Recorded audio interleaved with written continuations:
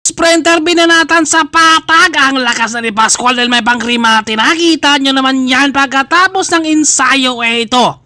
Dapang-dapa na sila dito sa paghahabol ngayon. Joseph Bura nang umabol at sila Tugawi nasa harapan na. Alam nyo na kapag si Joseph Bura nang bibit-bit dito, mahirap to dahil ang tulin. Kita nyo naman yan si Juma dapang-dapa na dito dahil kailangan niyang tumutok at kanya-kanyang patalon. Kapag may lubak rin, umagwat na sana sila Tugawin. Kasama sila Pascual, pero ang humatag rito si Joseph Bura, talagang aabutan sila rito. Kahit mga pagod na yan, pero kapag pauwi na sila, eto naman. Kumbaga, nagkakapigaan lang naman sila dito kung sino ang meron pang natitirang lakas dito. Biglang umangat si Sumiso at nandito rin sa likuran si Jumar, hindi nagpapaiwan. Kita nyo naman yan, umagwat na si Sumiso, biglang nirimati dito sa likuran ni Jumar at tinapatan ako na isahan. Ito biglang bumalat, hindi pa patapos ang laban. Ito banatan sila at hindi pa talaga tapos ang laban. Dahil bumanat pa etong matindi nila, no? Dahil ganun talaga kapag pagkatapos ng ensayo, andun yung mga banatan, pigaan, dahil nagkakatinginan lang eh. Dahil kapag nakakita naman sila ng arko, kahit sinong mga nag-iinsayan, re-remati talaga yan. Eto si Sumiso bumanat na naman, at dito si Pascual sa likuran.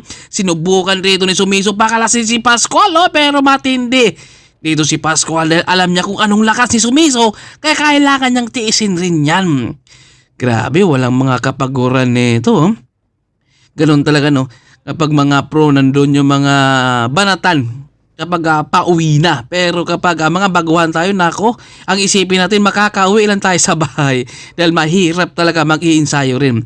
Ito si Pascual, bumanat na naman siya rito. Mapapahabol na naman sila rito. Ito, kumbaga, ubos-ubos talaga to sila dito dahil gano'n naman talaga. Kapag nag-ensayo, kailangan mo rin itudo rin. Ito, gulangan na si Angel at si Sumiso rito. At medyo magulang na rin si Sumiso dito dahil inutakan niya rito si Angel na kailangan niyang maghabol para rimate. Ito si Sumiso at Tugawin.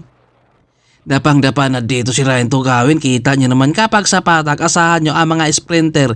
Malakas talaga. Pero kapag sila naman ang nakasabay sa ahon, ririmate rin talaga yan. Kaya mahirap kasama ang sprinter, lalo na kapag nasa breakaway kayo. At nandito si Pascual, Joseph Bura, Ryan Tugawin. Nako, patinding pigaan na naman to. Bumungad na naman si Joseph Bura rito at humabol sila Angel rito dahil nakita nila na kailangan muna nating pigain pa. Dapat masanay din tayo sa mga pagod. Kailangan tiisin at hindi dapat tayo bibigay kaagad dahil sa laro naman nandun yung mga pigaan. Kahit ubos ka na, kailangan nung pilitin pa rin para makakapit rin dahil sa karera nandyan yung bagal tulin.